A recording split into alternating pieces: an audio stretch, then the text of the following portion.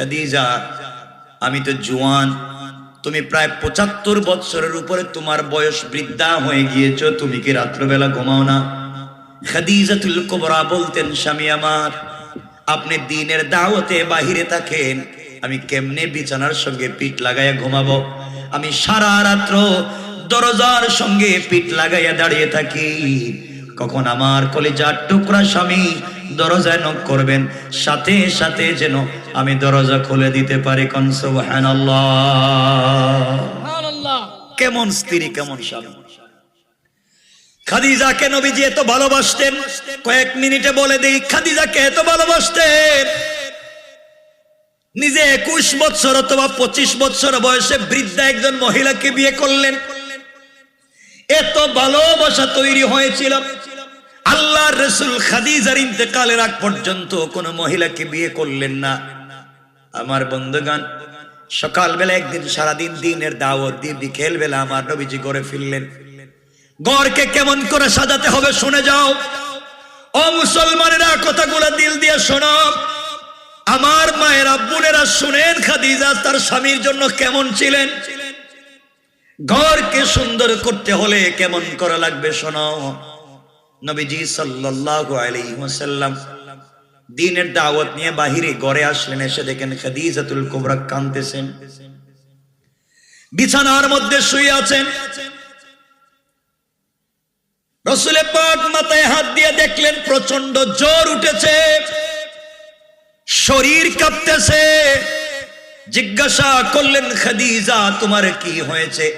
খাদিজা ডাক দিয়ে বললেন, স্বামী আমার দর্দে সিনা, বুকের ব্যথা বেড়ে গিয়েছে, প্রচন্ড জ্বর উঠেছে, মনে হয় বাঁচবো না, আর মনে হয় বাঁচবো না, পৃথিবীর জমিন থেকে বিদায় নিব।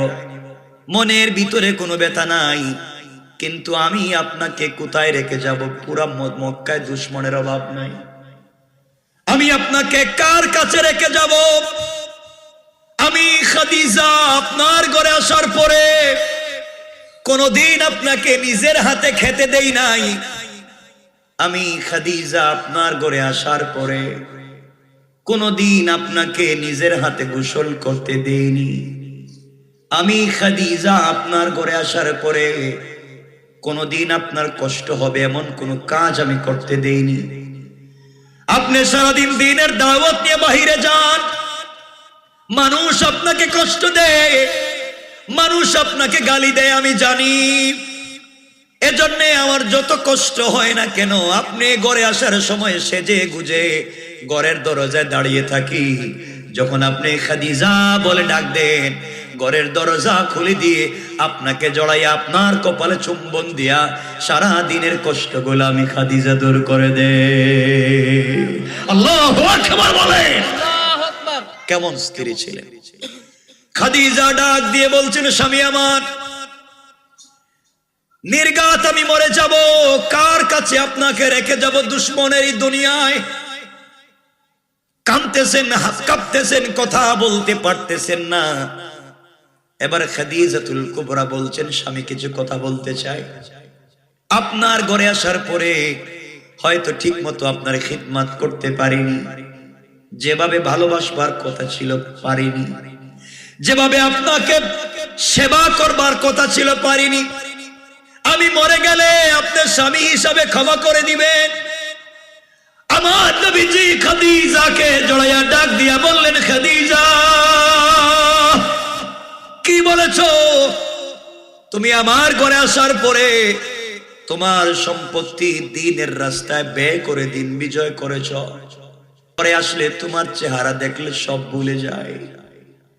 তুমি আমাকে চলার পথে যে সাহস সহযোগিতা শক্তি জুগিয়েছ, এই দুনিয়ার জমিনে আমার বাবা নাই, এই দুনিয়ার জমিনে আমি মুহাম্মদের মা নাই, এই দুনিয়ার জমিনে আমার ভাই নাই, আমার বোন নাই, কেউ নাই, সব নাই, কিন্তু তুমি আমাকে এমন করে আগলে ধরেছো, সব আমাকে বুলাইয়া দিয়েছো। তুমি কি বলতে চাও খাদিজা? স্বামী হিসাবে তোমার হক আদায় করতে পারিনি, তুমি আমাকে ক্ষমা করে দিও, তোমাকে আমি জীবনে কোনোদিন বলতে পারবো না। খাদিজাতুল কুবরা বলছেন, স্বামী ইন্তেকাল তো করবো, বাঁচবো না, কয়েকটা ওসিয়ত আপনাকে করতে চাই। জীবনে কিছু চাইলাম না, আজ আপনার কাছে কিছু জিনিস চাইব। এবার নবীজি চোখের পানি ধরে রাখতে পারলেন না। হাদিসে আসছে নবীজি বাচ্চাদের মতো ফুপায়া ফুপায়া কাঁদতে লাগলেন। খাদিজার চুল ধরলেন, হাত ধরে এভাবে জড়াইয়া ধরে কাঁদলেন আর বললেন, খাদিজা কি বলবা বলো। খাদিজাতুল কুবরা বলছেন, স্বামীরে আমি যদি মারা যাই, আজ যদি আমি মরে যাই, ও স্বামী দুনিয়ার জমিনে আপনার কাছে আমি কিছু চাই নাই। সম্পত্তি চাইলাম না, বাড়ি চাইলাম না, দুনিয়ার জমিনে কিছুই চাইলাম না। আজ আপনার কাছে আমি বলছি, আমি যদি মরে যাই, দুনিয়ার কোন মানুষকে দিয়ে আপনি আমার গোসল করাবেন না। আপনি স্বামী হিসাবে আমার গোসল আপনি দিবেন। দুনিয়ার জমিনে আপনার ঘরে আসার পরে প্রতিদিন গোসল আমি করিয়ে দিয়েছি, জীবনের শেষ গোসলটা আমার আপনি করাইয়া দিয়ে। স্বামীরে আপনার হাত দিয়ে যদি আমাকে গোসলটা করাইয়া দেন, আপনার পবিত্র হাত মুবারক যদি আমি খাদিজার বডিতে লেগে যায়, আমার বিশ্বাস কবরে গেলে ফেরেশতারা এই বডিতে আঘাত করবে না। নবীজি বললেন, খাদিজা মেনে নিলাম, আর কি বলতে চাও? ও খাদিজা কি বলতে চাও তুমি বলো। খাদিজা কাঁদতেছেন আর বলতেছেন, স্বামী আমার, আমি যদি মরে যাই, আমি মরে গেলে আমার কাফনের জন্য দামি কোনো কাপড় আনবেন না। আমি মরে গেলে দুনিয়ার কোন দামি কাপড় দিয়ে আপনি আমার কাফন দিবেন না, কাবার গিলাফ দিয়ে আমার কাফন দিবেন না। নবীজি বললেন, কেন নয়, তুমি তো আমার কলিজার টুকরা স্ত্রীর দ্বীনের এত বড় কাজ করেছো।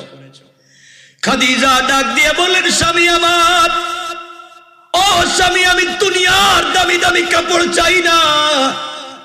আমি মরে গেলে আমার কাফনের জন্য আপনার পরনের একটা জুব্বা, আপনার পরনের একটা পাঞ্জাবি আমার কাফন দিয়া দিও। আল্লাহু আকবার। আপনার পরনের একটা জুব্বা, আপনার পরনের একটা পাঞ্জাবি আমার কাফনের ব্যবস্থা করে দিয়েন। আপনার পরনের পাঞ্জাবি যদি আমার বডিতে লেগে যায়, যেই বডিতে এই পাঞ্জাবি ছিল তার বডিতে মোহরে নবুয়ত ছিল। এই পাঞ্জাবি পরা অবস্থায় আপনার কাছে কত শতবার জিবরাইল এসেছে। ও পয়গম্বর, আপনার একটা জুব্বা আমার পরনে দিয়া দিবেন। কবরের ভিতরে যদি চলে যায়, আমার বিশ্বাস যেই বডিতে রহমতের নবীর কাপড় থাকবে, সেই বডির উপরে কবরের ফেরেশতারা আঘাত করবে না। নবীজি কাঁদতেছেন আর বলছেন, খাদিজা মেনে নিলাম, আর কি বলতে চাও? এবার খাদিজা কাঁদতেছেন আর বলতেছেন, পয়গম্বর আরবি, আমি যদি মরে যাই, আমার কাফনের মধ্যে দামি কোনো আতর লাগবে না, আরব আজম কোন জায়গার আতর লাগাইয়েন না। নবীজি বললেন, তাহলে তোমাকে কেমনে দিব? খাদিজাতুল কুবরা হাত দিয়ে ইশারা করে বললেন, স্বামী রে, এই যে ছোট্ট একটা শিশি দেখা যায়, বোতল দেখা যায়, এই বোতলের ভিতরে জান্নাতুল ফেরদাউসের মেশকে আম্বর আছে। নবীজি বললেন, তুমি কোথায় পাইলে? এই বোতলের ভিতরে জান্নাতের মেশকে আম্বর। এবার খাদিজা বলছেন, স্বামী আমার, আপনি যখন ঘরের ভিতরে বসতে কখনো ঘেমে যাইতেন, শরীর থেকে গাম ঝরতো, এই গামের ফুটা গুলাকে আমি শিশিতে ভরে রেখে দিয়েছি। আল্লাহু আকবার। আপনার শরীরের গামের ফুটা গুলাকে শিশির ভিতরে রেখে দিয়েছি। আমি যখন কবরের ভিতরে চলে যাব, আপনার শরীরের ঘাম মুবারক আমার বডিতে লাগাইয়া দিয়ে, আপনার শরীরের ঘাম যদি আমার বডিতে লেগে যায়, কবরের ফেরেশতারা আপনার ঘাম মুবারক দেখলে আমাকে প্রশ্ন করবে না। নবীজি বললেন, খাদিজা মেনে নিলাম, আর কি বলতে চাও? খাদিজা বলছেন, স্বামী আমার, আপনার কাছে এরপরের ওসিয়ত, আমি মরে গেলে দুনিয়ার কোন বড় বড় সাহাবীর মাধ্যমে আমার জানাজার ইমামতি দিয়েন না, আপনি নিজে দাঁড়াইয়া স্ত্রীর জানাজার ইমামতি করবেন। নবীজি বললেন, খাদিজা আমি ইমামতি করলে কি লাভ? খাদিজাতুল কুবরা বলছেন, স্বামী আমার, আপনি যখন ইমামতির মুসল্লায় দাঁড়াবেন আমার লাশ আপনার সামনে থাকবে, জীবনে আপনার সঙ্গে চলার অনেক স্মৃতি আপনার মনে পড়বে। আজ খাদিজাকে বিদায় দিচ্ছেন, কত বছর না কাটাইলেন, কথাগুলা মনে পড়ে, যদি কোনো স্মৃতি মনে পড়ে যায়, আর যদি আপনার চোখ থেকে এক ফোঁটা পানি ঝরে যায়, আমি খাদিজার জন্য জাহান্নাম হারাম হয়ে জান্নাত ওয়াজিব হয়ে যাবে। সুবহানাল্লাহ, একটু জোরে বলেন, আল্লাহু আকবার বলেন। নবীজি কাঁদতেছেন আর বলছেন, খাদিজা তুমি যে আমাকে এত ভালোবাসো, কেন এতদিন মুখ ফুটে বলো নাই? খাদিজা বলছেন, স্বামী রে, আপনার কাছে আমার আরেকটা ওসিয়ত, আমি কবরে চলে গেলে আমার লাশটা কারো মাধ্যমে নামাইয়েন না। জীবনে না কোনোদিন আপনাকে না জড়াইয়া ঘুমালে ঘুম আসতো না, আজ আমি একা ঘুমাবো, আপনি একা ঘুমাবেন। জীবনে শেষবার আমাকে কুলে করে কবরে রাইখে দিয়ে, আপনার হাত দিয়ে যদি আমাকে কবরে রাখেন, ও পয়গম্বর আমার বিশ্বাস কবরে কেউ আযাব দিবে না। নবীজি বললেন, খাদিজা তাও মেনে নিলাম। এবার খাদিজা বলছেন, স্বামী আর একটু কাছে আসেন। আমার নবীজি আরো কাছে গেলেন। খাদিজাতুল কুবরা রাদিয়াল্লাহু তাআলা আনহা নবীজির দুটা হাত জড়াইয়া চুম্বন করে বলছেন, স্বামী শেষ কথা, আমার শেষ ওসিয়ত স্বামী, আমি যদি মরে যাই, আপনি বলেছেন কবরের প্রশ্নের জবাব বড় কঠিন হবে, কেউ তো পারবে না কবরের জিম্মাদার হতে। পয়গম্বর আরবি, আমাকে একা একা আপনি কবরে রাইখা চলে আইসেন না।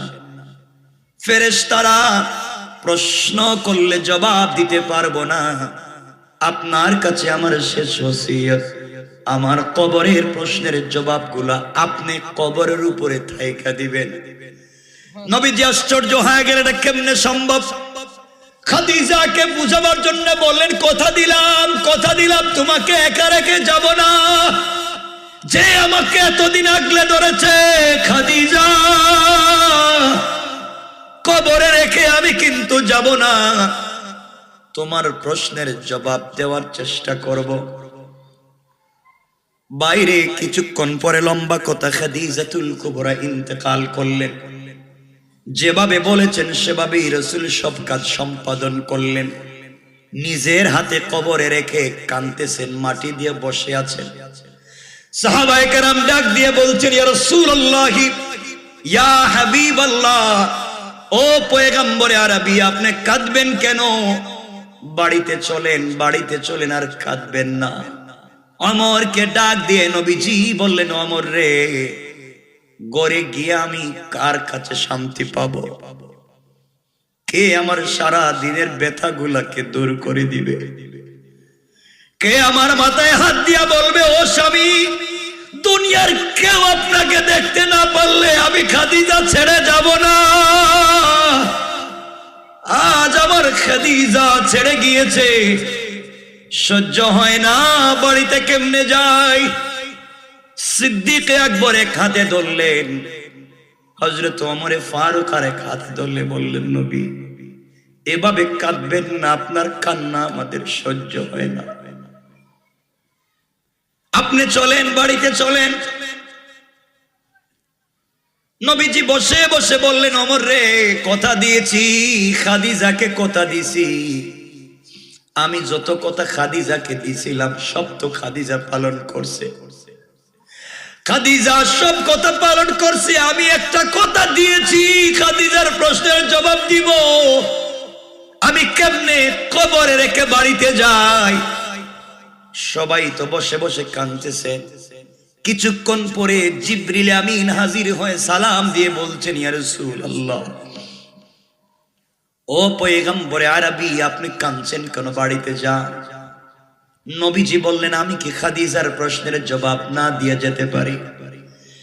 জিব্রাইল বলছেন, ইয়া রাসূলুল্লাহ, আপনি যেই কবরে বসে আছেন, পৃথিবীতে আসমানের নিচে জমিনের উপরে আল্লাহ এমন কোন ফেরেশতা তৈরি করেন নাই আপনি বসে থাকবেন আর কেউ প্রশ্ন করবে। আপনি না গেলে কোনো ফেরেশতা খাদিজাকে প্রশ্ন করতে পারবে না। আপনি একটু যান তো, খাদিজাকে প্রশ্ন করবে। নবীজি বললেন, কথা তো দিয়েছি, জবাব আমি দেব। আওয়াজ আসলো, আওয়াজ হলো, গায়েব থেকে আওয়াজ এসেছে, হাবিবুল্লাহ, কলিজার টুকরা বন্ধু, বাড়িতে চলে যাও, আর কাঁদতে হবে না। খাদিজা দিনের জন্য যা করেছে, যত কষ্ট করেছে, আমি আল্লাহ সন্তুষ্ট হয়ে গিয়েছি। খাদিজার প্রশ্নের জবাব দেওয়ার জন্য তোমাকে বসে থাকা লাগবে না। আমি আল্লাহর আরশে আজিম থেকে খাদিজার প্রশ্নের জবাবের জিম্মাদার হয়ে গেলাম। আল্লাহু